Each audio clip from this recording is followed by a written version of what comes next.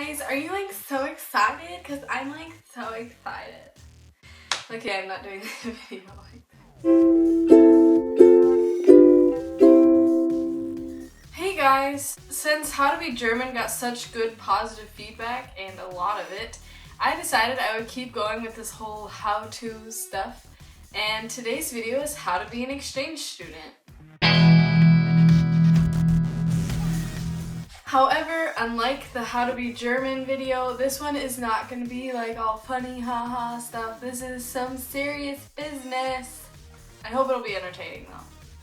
Step 1, be open. This is huge. You have to be open to trying new things, trying new activities, new sports, new foods, whatever. I have experienced this a lot where if I said that I didn't do something or if I didn't go and do something, then I would regret it a lot later. It's also important to not be a jerk about things. If you come in contact with a brand new food, don't look at it and go, ugh. Don't do that. No one enjoys that, especially if they're the ones that cooked the meal and it was supposed to be something good. So also on that note, you have to be a little bit open towards your friends. They will be different than your real friends, and just accept other people. Step 2, don't expect anything. And this sounds kind of bad. You can't expect anything from the people that you're gonna meet, especially your host family or your friends or whatever.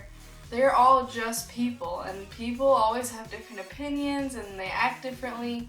And this also goes for the friends that you're gonna meet. They're just people and they're gonna do what they do, and you can't expect them to be anything. You can't expect them to be like your best friends at home or like your real parents or anything. You can't expect that. Step 3, get yourself out there. This is really important unless you want to go through your whole year without any friends. You just gotta get yourself out there and talk to people and like make friends and just do it. I, for example, grew up in a really small school. And I knew all my friends since kindergarten or first grade, so a long time ago. And I hadn't made friends in maybe like 10 years because I already had all my friends. And so coming here, that was really difficult to learn. It's important to learn. Don't be afraid to make mistakes. This is super important, especially if you're learning a different language, because you're gonna make mistakes. It's gonna happen, and you just gotta live with that fact. It takes a lot of work, and you're just gonna have to make those mistakes, and it will be funny, and you will have memories of yourself making those mistakes, and you're probably gonna laugh at yourself a few months later when it's not as embarrassing as it was. Step 5, keep a journal. You don't necessarily have to do this, but I find it to be very helpful. Well, I kept a journal of like the big things that happened to me. Didn't write in it every day, but every time something important happened, I would just catch up on stuff.